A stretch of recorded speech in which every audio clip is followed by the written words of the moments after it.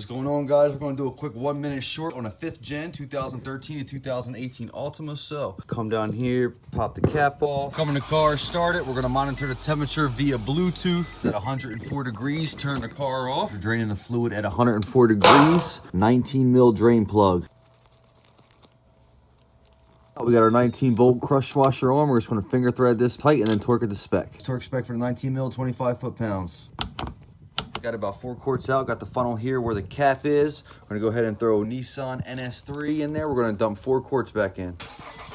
This car started. We're just gonna monitor the temperature until we get to 104. As the fluid is warming up, you just wanna go between each gear all the way down to DS and back up to park. Car's still running. We're at 104. We went through all the gears. And we're gonna go ahead and take the overflow out and drain the excess fluid. Car's running. We're removing the 14 millimeter overflow bolt right next to the trans pin. Running a pretty slow drip here. I'm gonna go ahead and throw this back in, and we're gonna torque this to 89 inch-pounds.